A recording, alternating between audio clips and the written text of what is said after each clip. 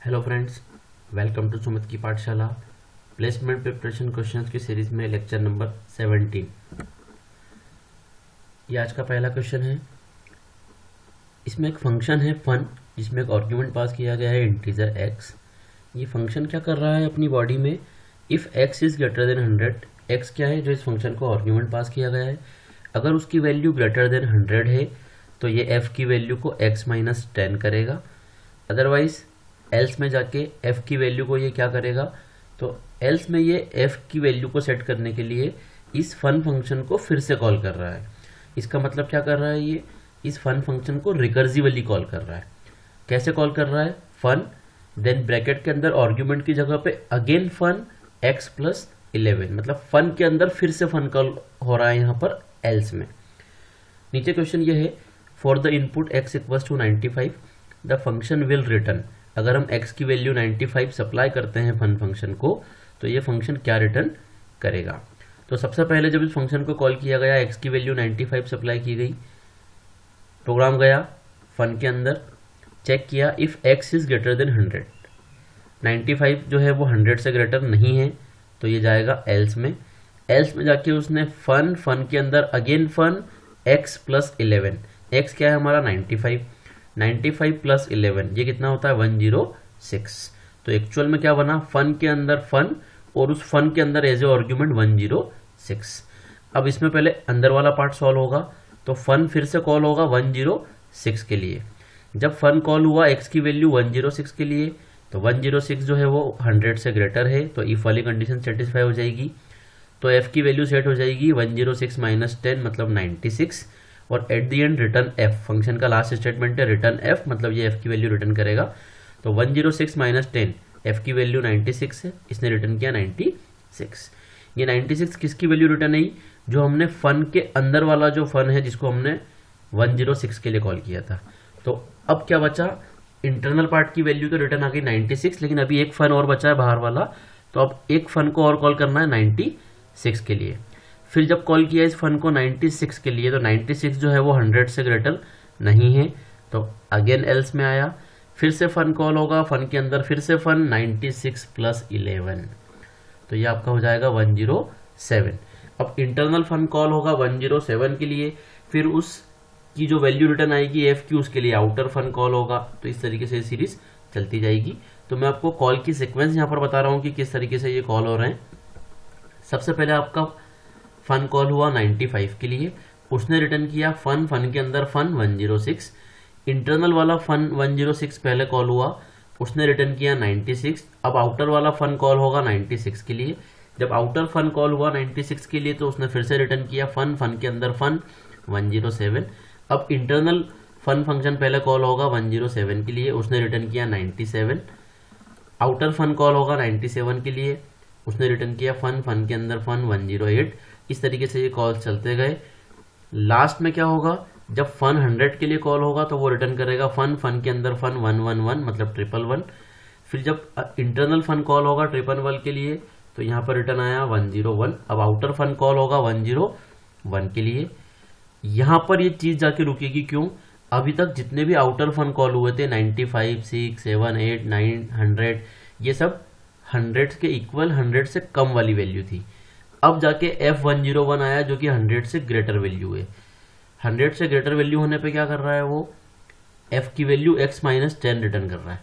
तो यहाँ पे F की वैल्यू 101 माइनस 10 मतलब 91, तो रिटर्न हो गया 91। अब कोई भी रिकर्सिव फन कॉल नहीं होगा, तो इसलिए करेक्ट आंसर क्या होगा यहाँ पे 91, जो कि हमारा कौन सा ऑप्शन था, ऑप्शन सी।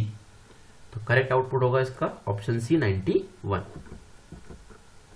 नेक्स्ट क्वेश्चन है, इसमें एक मैक्रो डिफाइन किया हुआ है। हैश डिफाइन का यूज करके हम मैक्रोस डिफाइन करते हैं। तो हैश डिफाइन का यूज करके यहाँ पर एक कांस्टेंट बनाया गया है SI, जिसमें 3 वैल्यू पास की जाएगी P, N, R। Hash define क्या करता है, उसके थ्रू आप किसी भी कांस्टेंट रिप्लेसमेंट को कर सकते हो। लाइक मैंने लिखा हैश डिफाइन, उसके बाद फिर मैंने लिखा PI मतलब पाई, और फिर मैंने स्पेस देके लिखा 3.14। इसका मतलब ये है कि मेरे कंप्लीट प्रोग्राम में जहां जहां पे भी पाई होगा, that pi will be replaced by 3.14। जहां जहां पे भी पाई होगा मेरा कंपाइलर उस पाई को रिप्लेस कर देगा 3.14 से। तो यहाँ पे हैश डिफाइंड मैक्रोस का यूज़ करके इसी तरीके से कुछ डेफिनेशन दी गई है, एस आई ब्रैकेट में p, n, r, अगर कहीं पे भी ऐसा मिलता है प्रोग्राम में तो उसको रिप्लेस किया जाए फ्लोट स्पेस एस आई। अब देखिए उसके बाद लगा हुआ है सेमीकोलन और नीचे लाइन में लिखा हुआ है S I equals to p into N into R divide by 100। तो एक्चुअल जो तरीका होता है कॉन्स्टेंट डिफाइन करने का उस तरीके से यहाँ पर नहीं किया गया है, यहाँ पे मल्टीपल टाइम्स डिक्लेरेशन किया गया है। अब पूछा यह गया है कि इस प्रोग्राम में एरर क्या है। तो एक्चुअली इस प्रोग्राम में एरर यह है कि यहाँ पे एस आई का जो डिक्लेरेशन है ऊपर हैश डिफाइन के थ्रू ये मल्टीपल टाइम्स कर दिया गया है, ऐसा नहीं होना चाहिए। तो एक्चुअल प्रॉपर डिक्लेरेशन कैसा होना चाहिए उसको हम देखेंगे। तो वो देखिए आप यहाँ पर इस स्क्रीन पे, the macro hash define S I P N R float S I semicolon S I equals to P into N into R divide by 100। इसमें एरर है। अब एरर क्या है, तो to remove this error we have to modify this macro to, अब देखिए यहाँ पर करेंगे क्या अपन, hash define S I P N R. आप ये बोलना चाह रहे हो कि कहीं पे भी अगर एस आई ब्रैकेट में पी एन आर इस तरीके से कुछ दिखता है तो वो रिप्लेस होना चाहिए, क्योंकि सिंपल इंटरेस्ट का फॉर्मूला होता है P into T into R या P into N into R divide by 100। अब देखिए ऊपर वाले में क्या किया हुआ है, S I P N R को रिप्लेस करने की जगह पे लिखा हुआ है फ्लोट एस आई, जबकि ये नहीं होना चाहिए, यहाँ पर लिखा होना चाहिए था P into N into R divide by 100। और ये जो आप डिक्लेयर कर रहे हो कि एस आई का टाइप फ्लोट है, ये मैक्रो में नहीं होना चाहिए, ये कहीं भी मेन फंक्शन में हमको इसको डिक्लेयर करना था कि एस आई जो है वो क्या है, फ्लोट टाइप का वेरिएबल है। तो इसीलिए इस तरीके से इसको रिमूव करके चेंज करेंगे and declare S I as float in the main program. तो अगर इसको इस तरीके से चेंज कर देंगे तो ये प्रोग्राम सक्सेसफुली रन हो जाएगा। तो यहाँ पर अब देखें अगर हम ऑप्शंस में, तो ऑप्शन सी जो है वो करेक्ट है, error due to multiple declaration of S I. तो यहाँ पे आपका ऑप्शन सी करेक्ट आंसर होगा। नेक्स्ट क्वेश्चन पे आते हैं। यहाँ पर आपको मेन फंक्शन के अंदर एक एरे दिया हुआ है ए आर आर, जिसकी साइज है 5 और 5 इनपुट वैल्यूज से उसको इनिशियलाइज किया गया है एरे को 1 2 3 4 5।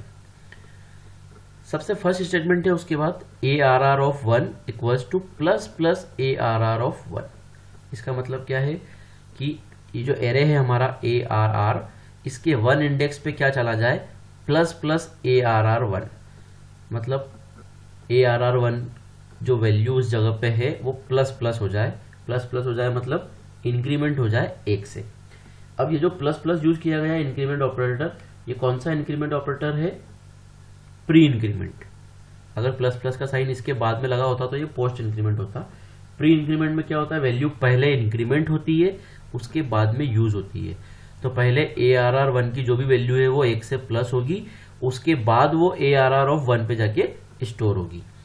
तो यहाँ पे ए आर आर ऑफ 1 की वैल्यू है 2, ये 2x से इंक्रीमेंट होकर 3 हो जाएगा और ए आर आर ऑफ 1 पे जाके स्टोर हो जाएगा। मतलब हमारे ओरिजिनल अरे में जो अभी 2 है ए आर आर ऑफ 1 पे, वो अब 1 से इंक्रीमेंट होकर 3 हो जाएगा। अब हमारा एरे है 1 3 3 4 5। नेक्स्ट स्टेटमेंट है a equals to A R are of 1 plus plus. A हमारा एक नॉर्मल इंटीजर वेरिएबल है जो कि एरे के ऊपर बनाया हुआ है।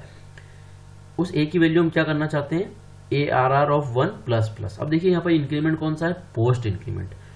पोस्ट इंक्रीमेंट में क्या होता है, पहले वैल्यू यूज हो जाती है उसके बाद में इंक्रीमेंट होती है। पहले वैल्यू यूज हो जाती है, इसका मतलब क्या है, ए आर आर ऑफ 1 की जो भी वैल्यू है वो पहले ए के अंदर चली जाएगी, उसके बाद वो ए आर आर ऑफ 1 की वैल्यू 1 से इंक्रीमेंट हो जाएगी। ए आर आर ऑफ 1 पे अभी क्या है 3, जो अपन ने पिछले स्टेटमेंट के करस्पॉन्डिंग देखा था 1 3 3 4 5, तो वहां पे अभी 3 है, वो 3 चला जाएगा पहले ए के अंदर, उसके बाद वो 3x से इंक्रीमेंट होकर 4 हो जाएगा। तो अब मेरा एरे का कंटेंट है 1 4 3 4 5 और ए के अंदर कितना आ चुका है 3। नेक्स्ट स्टेटमेंट है कि ए आर आर ऑफ 1 की वैल्यू हम फिर से चेंज करना चाहते हैं, इक्वल्स टू वैल्यू क्या करना चाहते हैं हम, ए आर आर और ब्रैकेट में यहाँ पे लिखा हुआ ए प्लस प्लस।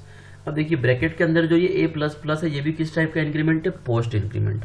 मतलब पहले ए की वैल्यू यूज हो जाएगी इस एक्सप्रेशन के लिए, उसके बाद ए की वैल्यू 1 से इंक्रीमेंट होगी। ए की वैल्यू कितनी है 3, तो एक्चुअल में इक्वेशन क्या बनी, A are are of 1 equals to A R R bracket में 3। मतलब जो value A are are of 3 पे है वो ए आर आर ऑफ 1 पे चली जाए। अब ARR ऑफ 3 मतलब 0 1 2 3 फोर्थ वैल्यू क्या है एरे में 4। ARR ऑफ 3 पे क्या है 4, ये कहाँ चला जाए ARR ऑफ 1 पे चला जाए, तो ARR ऑफ 1 पे आ चुका है 4। और उसके बाद A की वैल्यू 1 से इंक्रीमेंट हो जाएगी, A हमारा 3 है तो वो 1 से इंक्रीमेंट होके 4 हो जाएगा। उसके बाद नेक्स्ट प्रिंटफ में दो चीज़ों की वैल्यू प्रिंट की गई है, एक तो A की जो कि कितनी है 4 और ARR ऑफ 1। ARR ऑफ 1 पे क्या है हमारा 4, तो दोनों ही 4 है, तो इसलिए इसका करेक्ट आंसर होगा ऑप्शन सी 4,4।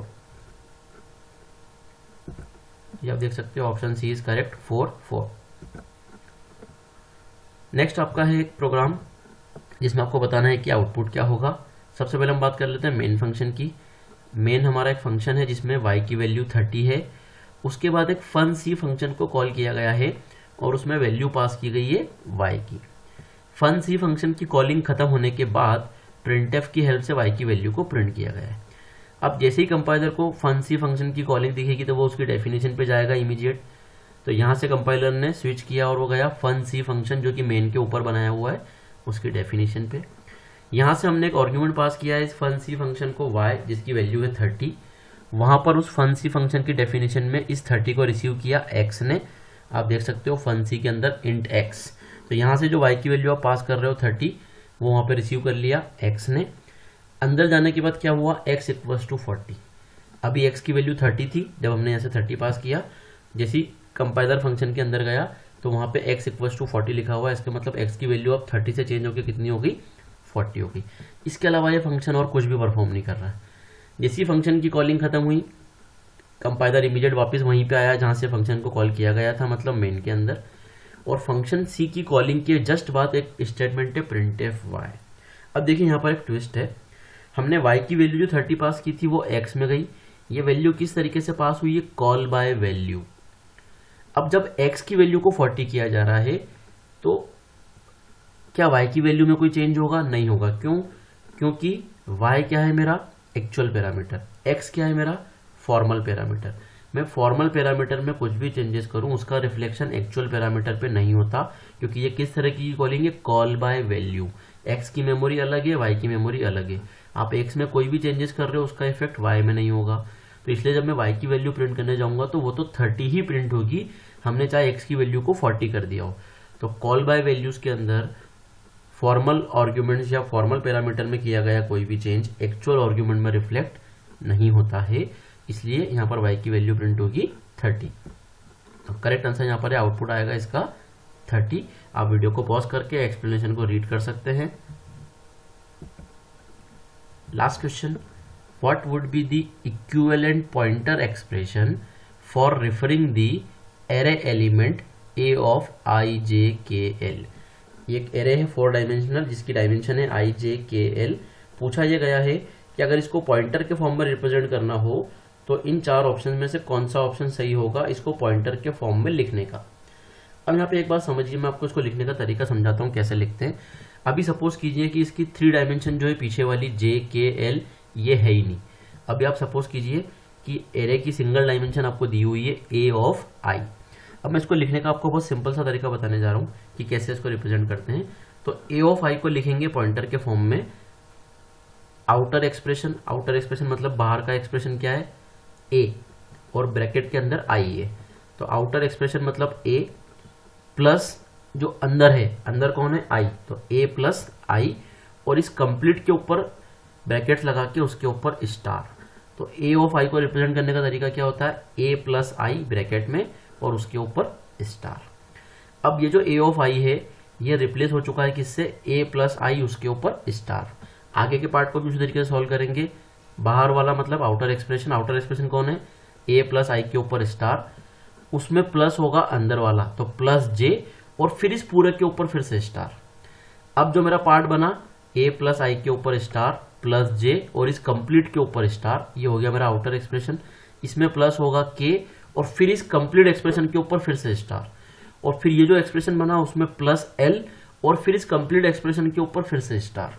तो अगर आप चारों ऑप्शन ध्यान से देखेंगे तो ऑप्शन बी आपका इस तरीके से मैच होगा a प्लस i के ऊपर स्टार प्लस j उस कंप्लीट के ऊपर स्टार फिर प्लस k फिर कंप्लीट के ऊपर स्टार फिर प्लस l फिर कंप्लीट के ऊपर star.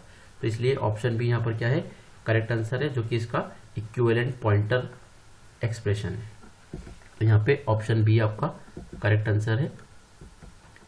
Thank you so much friends, I hope कि सारे क्वेश्चंस आपको क्लियर हुए होंगे। अगर आपको कोई भी डाउट है तो आप कमेंट बॉक्स में लिखिए, या फिर आप मुझे इस कॉन्टैक्ट नंबर या मेल आईडी पे कांटेक्ट कर सकते हैं। आगे भी हम आपके लिए इसी तरीके की और वीडियोस लाते रहेंगे। थैंक यू फ्रेंड्स, वीडियो को लाइक कीजिए, चैनल को सब्सक्राइब कीजिए। Thank you.